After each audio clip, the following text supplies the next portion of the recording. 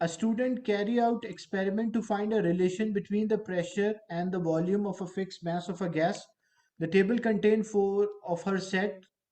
Use the data suggests a relation between the pressure and volume in the experiment. So what is the relation?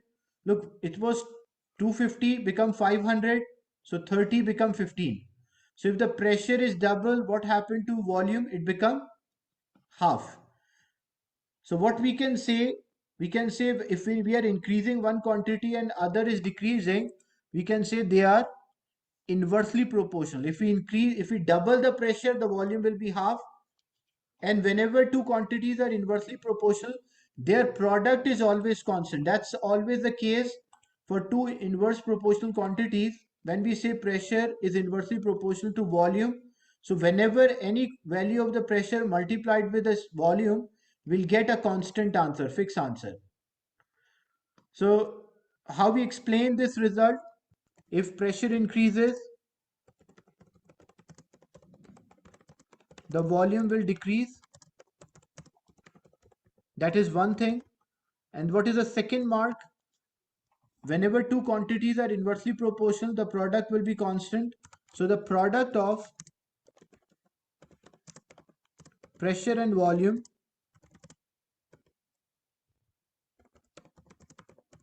will be constant. And you can check this. How you can check? Like example, if 250, if this 250 multiplied by 30,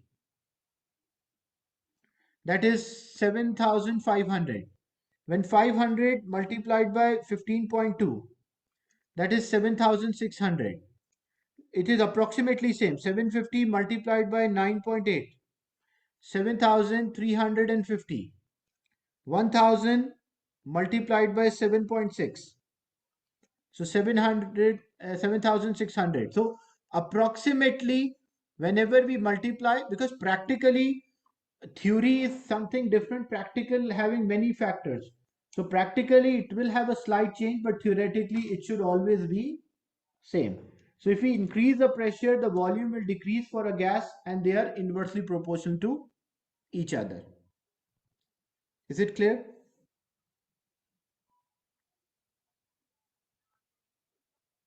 Yes, sir. Clear. Yes, you can mention some data from the table. That's right.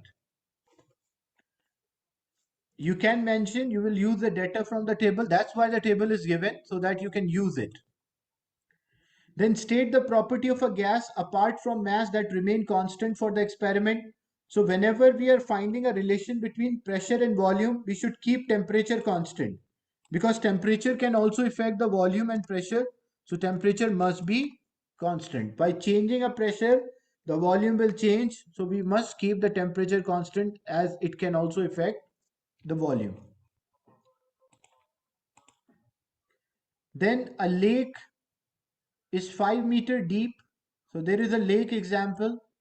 This is a lake, and that is 5 meter deep.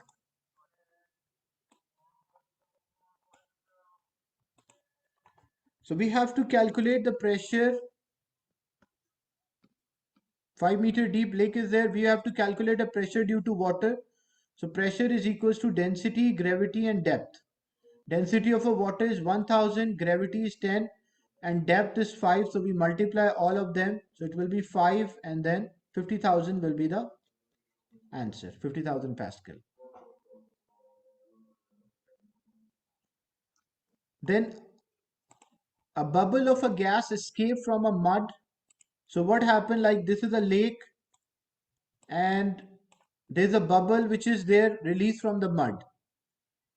Look, when under the water, the pressure will be higher, so the volume will be small. But when this bubble will rise up near the surface, the volume of the bubble will be larger because the pressure is less. Only atmospheric pressure is there. Before that, there's the atmospheric pressure plus the liquid pressure. So a bubble of a gas escapes from the mud at the bottom of a lake and rises to the surface. Place one tick in each row of a table, indicate what happened to the volume, the mass, and the density. Mass means number of the particles, so the number of the particle does not change, so it will stay the same. But what happened to the volume? Because the bubble is rising, the pressure decreases. If the pressure decreases, the volume of the bubble will increase. And what about density? Density is mass divided by volume. The mass of the bubble does not change. So if the volume is increasing, what happened to density? It will decrease. Is it clear, the second part?